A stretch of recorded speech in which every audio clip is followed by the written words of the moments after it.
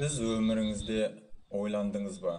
Бізді іс-әрекетке не нәрсе итермелейді? Кейде ақша табу немесе мақтау сөздер есту, кейде көшбасшы болуға ұмтылу, және де басқаларды өзін сыйлауды немесе таныстарын таң қалдыруды да болуы мүмкін.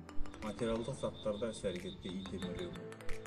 Мысалға, менде автокөлік алу деген мақсат пайда болды. Автокөлік ол менің материалдық жағдайымды және беделімді көрсетеді. Қазір мен ол мақсатқа қол жеткіздім. Мінекей менің автокөлігімнің барына 5 ай болды. Бұл мақсатқа қалай қол жеткізгенімді сіздің білгіңіз келіп отырғанын сезіп отырмын. Бірақ сіз ең тиімді жауапқа төнген деген сөзді біле қойған жоқсыз. FM Group маркетинг жоспары кітапшасы арқылы сізге мысалы ретінде көрсететін боламын. Бұл қадамдар мен деңгейлер туралы баяндайтын ережелер тізбегі. Ең бастысы, компанияда маркетинг жоспарының компанияның сыйақысы қарастырылған. Өйткені маркетинг жоспарды сізге сату арқылы ақша табуға болатындығы туралы түсінік береді. Компаниядағы бүткіл маркетинг жоспары үлкен 3 бөлімге бөлінген. Олардың әрқайсысы ақша табуға мүмкіндік береді. Сізге нөмірі 1 маркетинг жоспарын түсіндіруге рұқсат етіңіз. Ол Магнолия деп аталады. Тағы да бұл бизнес серіктестерге басқа да тиімді деңгейлерді көтеруге көмектеседі. FM Group компаниясында жұмыс жасап бастағанда алғашқы тапсырысымды FM Group тауарларын достарым мен туыстарыма ұсына бастадым. Осылайша бизнес құруға деген шешім қабылдадым.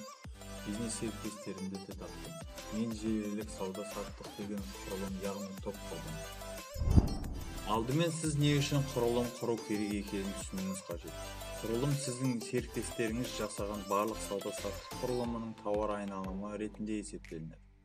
Менің әр айда алған тауарларыма жаңа ұпайлар қосылып, серіктестерінің де алған тауарларына ұпайлар қосылады. Бұнымен әлі аяқталған жоқ. Адамдар тауарды сатып алғанда барлық ұпайлар жалпы топтық айналымға саналады, және соңында барлық ұпайлар жиынтығы сіздің тиімділік деңгейіңізді шығарады. Бұл өз кезегінде сыйақыны есептеу үшін негізгі бөлім болды. Бұны мысалмен көрсетуге рұқсат етіңіз. Деңгейдің тиімділігі сізге көрсетейін. Назар аударыңыз. 3% 300 ұпай, 6% 1200 ұпай, 9% 3600 ұпай, 12% 7200 ұпай, 15% 12000 ұпай, 18% 20400 ұпай, 21% 30.000 ұпай. Бұл нөмірі 1 маркетинг жоспарының сауда-саттық құрылымының ережесі. Сізге бұның қандай тиімді екенін білесіз бе? Құрылымыңыздағы төмендеу деңгейдің серіктестерге қараңыз. Олар өздерінің тапсырыстарын бергенде олардың ұпайлары да сізге қосылып отырады. Қараңыз, сіздің 3 бизнес серіктестеріңіз бар деп есептейік. Оның әр екеуі 200 ұпайдан жасады.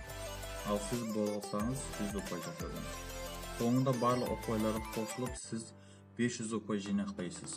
Бұл ұпайлар сізге тектен-тек берілмейді. Сіз серіктеске көмектескеніңіз үшін және бұл жұмысыңыз үшін сыйақы ретінде ала аласыз. Олармен бірге жұмыс жасай отырып, сіз ең төменгі тиімді 3% деңгейде жетесіз. 3% бірақ та сізді сонымен қатар түсінуіңіз қажет. Әр айда кемінде сіз жеке 50 ұпай көлемінде жинауыңыз. Бұл өз сыйақыңызды алу үшін керек. Бірақ та мен сізге уәде берейін, егер сіз осы өнімдерді жақсы танып білсеңіз, осы арқылы сізге көп ақша табуға мүмкіндік туады. Қазір мен сізге жеке сыйақыңызды қалай есептейтінін көрсетемін. Негізінде бұның бәрін сізге компьютерлік жүйе есептейді. Мысалға, сізде 3 адамнан тұратын құрылымыңыз бар. Тағы олардың әрқайсысында 3 адамнан бар деп есептейік. А тармағы айына 2000 ұпай жинап 6%-ға жетті. Б тармағы айына 2800 ұпай жинап, сонымен қатар 6%-ға жетті.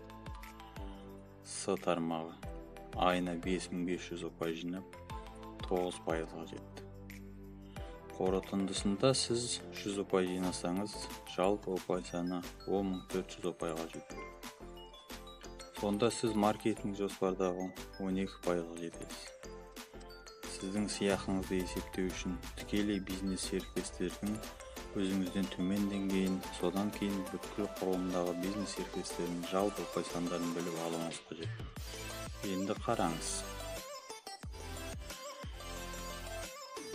2000 ұпайға 6% көбейттік. Бұл 120 шықты. 2800 ұпайға 6% көбейттік. Бұл 168 шықты. 5500 ұпайға 3% көбейттік. Бұл 168 шықты. Содан кейін өзіңізден жеке жинаған ұпайыңызды білу қажет. Ол 100 ұпайға 12% көбейттік. Бұл 12 шықты. Барлық шыққан сандарды қосып, нәтижесінде шыққан 465 санын FM тобының филиалының индексіне көбейттік. 465 индекс сіздің сыйақы. Осыдан кейін сіз сыйақыңызды қалай есептейтін білдіңіз. Бірақ та сіз тек үш аяғыңызбен шектелмеңіз. Серіктес болуға көбірек адамдар шақырған сайын сізге көбірек сыйақы алуға мүмкіндік беретіндігін ұмытпаңыз.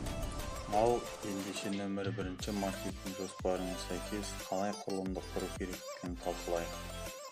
Оны жасаудың әртүрлі көп комбинациялары бар. Сондықтан сізге модельдік анықтау қажет. Жұмыстың дамуын қадағалаңыз. Құрылымның айналымдағы үйлесімділігін бақылау өте маңызды. Осылайша айналып біркелкі және әр тармақтар арасындағы тепе-теңдік болады. Енді сіз қалай құрылымды құру керектігін білдіңіз. Енді мен сізге демеушіңізден қалай арты ақша табуға болатынын сізге көрсетейін. Мынаны қараңыз. Егер сіздің құрылымыңызда жабық деңгейлер бар тиімді тармақтар болса, демеушіңіз үшін сіз тек бір тармақсыз. Бірақ та сіз көптеген тармақтарды демеушісіз. Сіз ай сайын көп сыйақы аласыз, себебі бұл көп тармақтарға айналған.